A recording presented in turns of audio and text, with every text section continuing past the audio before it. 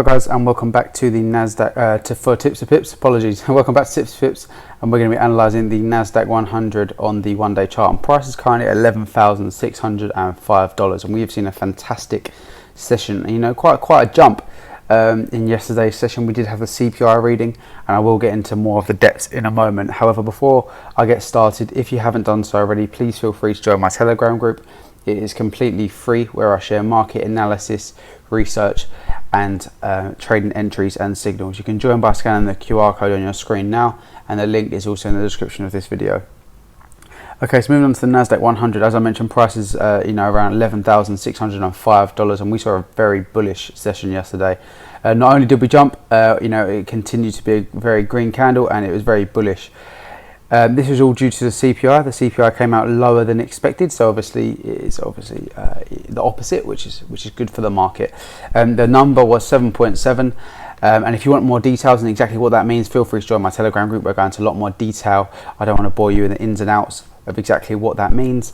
However, it's a very good sign for the Nasdaq 100, and that's exactly what we've seen. Additionally, other than technicals, we've broken out of this nice downtrend that we've been in since the middle of August, 16th, 17th of August, and we had a retest at our 0.6 Fibonacci, and a retest on our downward trend line. The Fibonacci retracement has been drawn out from our COVID lows all the way to our COVID highs.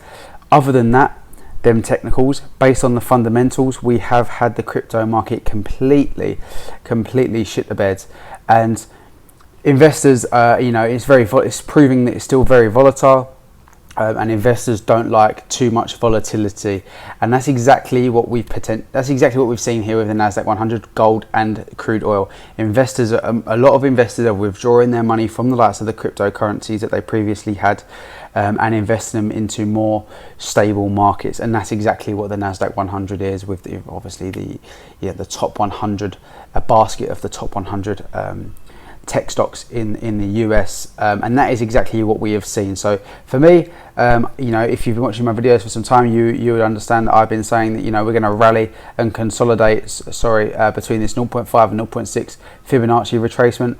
However, from yesterday's CPI and the crypto markets, I am actually quite bullish on the Nasdaq 100 here to potentially go and push beyond our 0.5 Fibonacci. I do think, however, at the 200-day EMA, we potentially could get some form of rejection. On the RSI, we're not looking oversold nor overbought, so that's a good sign. However, I do just think we are still in a recession, so we can only, the Nasdaq 100 can only go so strong. But I do definitely believe this is, a nice turning point for the short term for the Nasdaq 100.